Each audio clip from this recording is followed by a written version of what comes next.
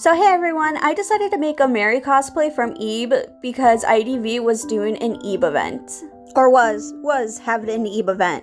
By the time I was finished, it already passed. At least I finished it and that's what counts. Anyway, I'm so excited for this because of how much I love Ebe. Like, I love that game so much. These are the patterns I picked out for when I make Mary's dress. Since I didn't feel like buying another pattern, I decided to use these two patterns that I already had. Is this the greatest pattern to use? No. But hey, what can you do? At least it works. Yeah, hopefully. I just have to trust the process. First thing you gotta do is iron the fabric. After that, pin the pattern onto the fabric and now it's time to cut it out. The stress I had with trusting the process was ridiculous. Anyway, now it's time to sew. I believe I'm sewing the skirt in this one. After that, I hemmed it and then put the little lace on the bottom and then sewed that in. Next was the top. After cutting everything and sewing it together, I started to work on the puff sleeves. But then after that, I finally started on the collar, which I was the most nervous about.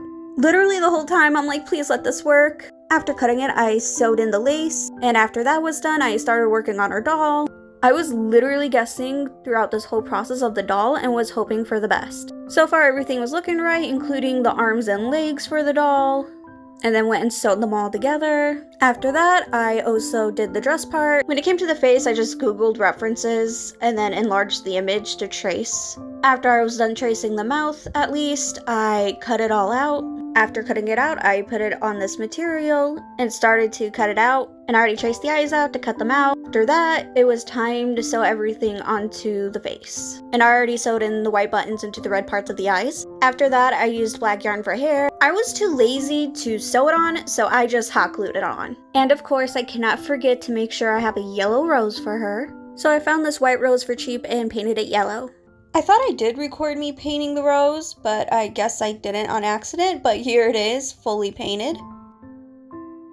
This is what her scarf thing looks like. Here's the puff sleeves result. I put in these buttons that I really liked that I found onto the cuffs. Well, hot glue it on because the backs were off. I am so happy with how everything turned out, especially when I've been wanting to cosplay Mary again for years. So when I saw the IDV crossover for Ebe, I just had to make her. Thanks for watching this whole video and see you next time. Bye!